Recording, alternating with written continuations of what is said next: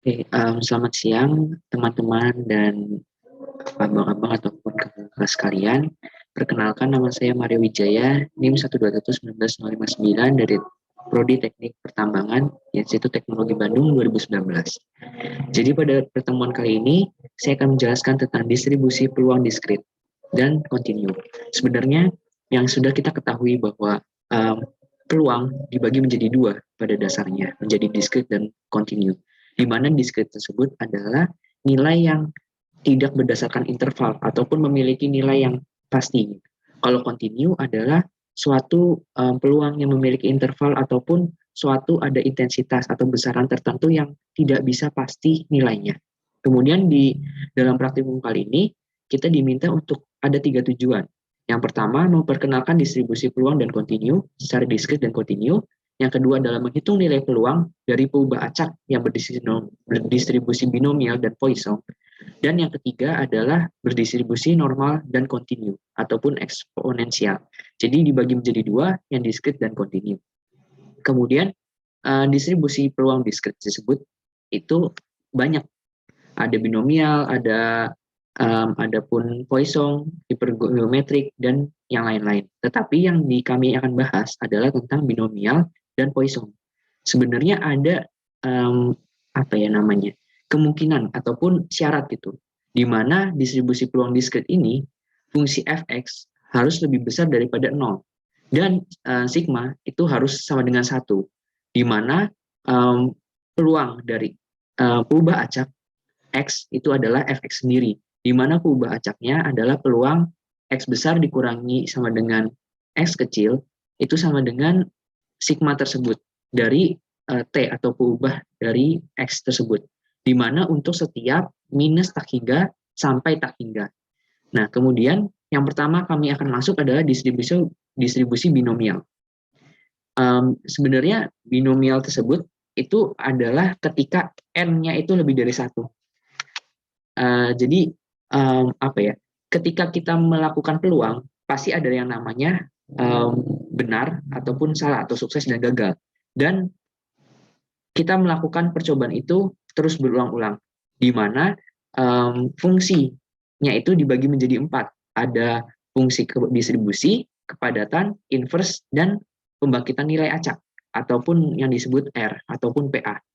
Nah, dalam penulisannya, ataupun dalam materinya adalah bisa ditulis NX, NK, peluang pangkat K, sekali 1 minus peluang dikali banyaknya dari yang percobaan dikurangi dengan jumlah yang berhasil.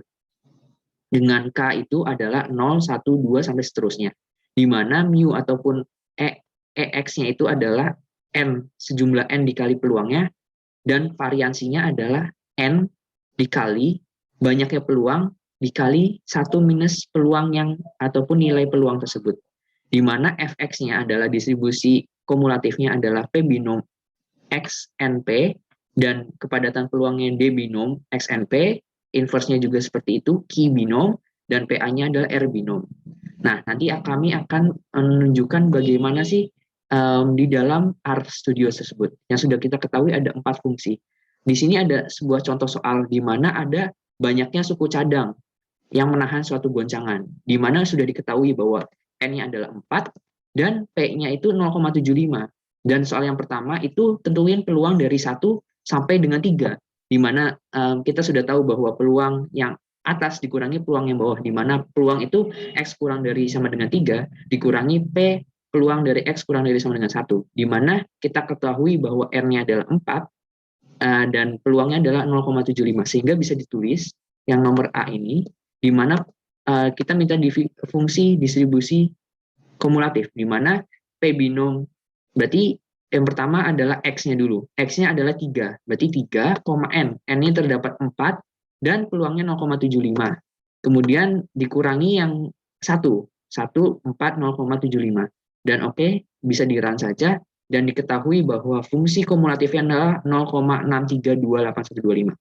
Kemudian yang soal nomor B, diminta peluang ketika X-nya 2. Nah, ketika udah diketahui 2, berarti ya sudah ditulis aja dari distribusinya, karena kita diminta kepadatan peluang, bukan fungsi fungsi distribusi. Ini adalah fungsi kepadatan yang nomor B ini. Sehingga ditemukan bahwa bisa ditulis D binom 2, 4, 0,75. Bisa di-run, bisa langsung tertulis jawabannya adalah 0,21. Mungkin seperti itu. Contoh yang bisa kami berikan pada binomial. Kemudian selanjutnya adalah distribusi Poisson. Poisson ini adalah berkaitannya dengan rentang waktu, di mana biasanya banyaknya meminta untuk banyaknya kejadian dalam suatu wilayah ataupun luas waktu tertentu. Contohnya misalnya kayak berapa banyaknya orang yang masuk dalam suatu perpustakaan dalam jangka waktu dari jam 9 sampai jam 1 siang, misalnya contohnya. Nah, kemudian bisa ditulis juga peluangnya itu dari distribusi ini adalah E pangkat minus B T dikali B T pangkat X dibagi dengan X faktorial. Dengan X-nya adalah 0, 1, 2, di mana mu-nya adalah lambda, variansinya adalah lambda juga.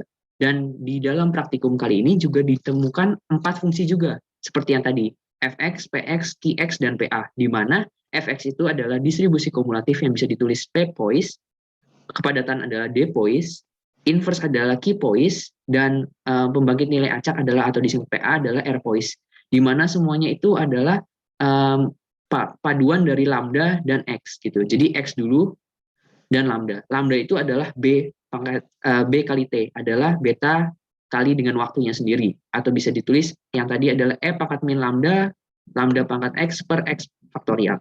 Ada juga contohnya di sini dan akan kami lanjutkan di RStudio. Kemudian distribusi Poisson sudah diketahui tadi. Dan ini adalah contohnya. Banyaknya kecelakaan dalam seminggu. Diketahui lambda min 3. Nah, yang pertama diminta kepadatan peluang ketika X sama dengan 5. Jadi ketika kepadatan peluang udah ketahuin bahwa D poise. Berarti langsung aja D poise X, lambda. X-nya sudah ketahuan 5 dan lambdanya adalah 3. Bisa di-run, kemudian jawabannya adalah 0,1. Dan ketika diminta X kurang dari 3, di mana tadi kita ketahuin bahwa X-nya itu harus sama dengan. Jadi nggak boleh langsung dianggapnya 3 gitu ya. Dan jadi sehingga jawabannya ini adalah X, lambda. Ketika lambdanya ada 3, X-nya berarti 2. Dan ini adalah kumulatif, bukan distribusi kepadatan peluang. Sehingga namanya adalah P poise, di mana hasilnya adalah 0,42. Dan yang nomor C adalah X lebih dari sama dengan 2, di mana X lebih dari 2, sehingga kita bisa tahu bahwa intervalnya itu ketika berarti 1 dikurangi X kurang dari sama dengan 1, karena yang diminta adalah 2 sampai atas, sehingga bisa ditulis 1 kurangi PX kurang dari 1, sehingga bisa diketahui bahwa 1 kurangi 1 P poise 1,3, dari lambdanya sebut 3 dan X-nya adalah 1, sehingga diketahui hasilnya adalah 0,8. Kemudian ada distribusi sebarang kontinu. Di dalam praktikum kali ini, kontinunya dibagi menjadi 2, adalah normal dan eksponensial. Di mana normal tersebut adalah yang biasanya paling penting gitu. Biasanya yang kurva seperti kurva lonceng, di tengah itu adalah n atau mu-nya yang 0. Sehingga bisa ditentukan oleh 2 jawaban berdasarkan tabel ataupun dari perhitungan.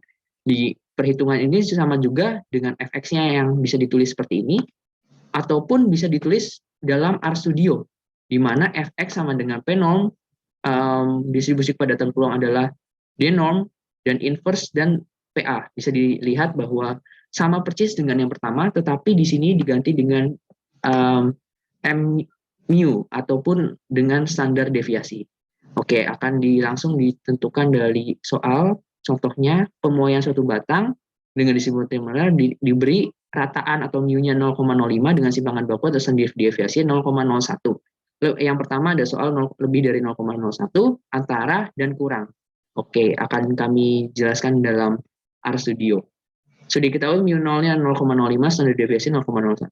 Dan soal yang pertama adalah peluang lebih dari 0,1. Setelah ditentukan bahwa ketika lebih dari 0,1 akan ditulis lebih gampangnya 1 dikurangi PX kurang dari sama dengan 0,1.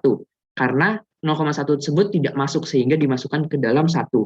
Nah, kemudian bisa ditulis 1 kurangi P norm, X-nya sebut mu 0 dan standar deviasi. Bisa ditentukan hasilnya adalah 2,8 kali 10 power min 7. Sangat kecil ya peluangnya ya. Kemudian yang B adalah peluang dari 0,025 sampai 0,065, sehingga bisa ditulis 0,05 kurangi 0,025. Oke, berarti tinggal langsung aja distribusi kumulatif 0,065, 0,05, 0,01 dikurangin lagi dengan 0,025. Akan dihasilkan 0,92. Jika semakin kecil jaraknya, maka peluangnya akan semakin besar ya. Terus habis itu yang C itu ketika X-nya kurang dari 0,04. Berarti peluang distribusi kumulatif lagi, tinggal ditulis 0,04, 0,05, 0,01 lagi dengan penom lagi. Kemudian bisa tulis 0,15. Bisa ditulis bahwa dari 0 sampai, ini kan 0 ya. Jadi anggapannya kalau 0, kurang dari 0,04 itu 0 sampai 0,04. Oke, itu adalah pembahasan soal tentang distribusi normal. Kemudian kami akan beranjak ke distribusi eksponensial. Di mana eksponensial ini terapan luas, misalnya teori antrian, teori keandalan gitu, seperti itu. Dan bisa ditulis fx sama dengan lambda E pangkat min lambda X, di mana EX-nya itu adalah 1 per lambda, di mana variansinya adalah 1 per lambda kuadrat atau enggak 1 lambda kali 1 lambda gitu. Dan ini juga sama tadi dengan 4 fungsinya lagi, ada distribusi, kepadatan, inverse, dan banyaknya nilai acak, di mana di sini hanya terdapat X dan rate. Rate ini adalah lambda tersebut. Oke, kemudian akan dimasukkan dalam soal lagi dan akan dibahas di R. Sebuah toko buku, padatan peluangnya 5,8 setiap 50 menit. Nah, kemudian peluangnya memiliki selang waktu 15 menit atau kurang, 20-30 menit. Akan dibahas di R Studio juga. Akan sudah yang tadi sudah diketahui ada 4 fungsi. Kemudian yang A itu dari X kurang dari 15 menit, di mana ketahuannya itu ada 50 menit adalah 5,8, sehingga bisa ditulis X kurang dari 15 per 50 menit itu sama dengan X kurang dari 0,3, sehingga X yang udah ke 0,3, rate-nya 5,8. Tuh, langsung aja ini adalah distribusi kumulatifnya adalah 0,82, dan yang ke B-nya itu adalah 20 menit sampai 30 menit, di mana tinggal dibagi 50 karena persatuan waktu harus sama. Sehingga 0,6 dikurangi 0,4, bisa ditulis bahwa PXP eksponensial 0,6, rate-nya dikurangi dengan 0,4, rate-nya sendiri, sehingga dihasilkan 0,06.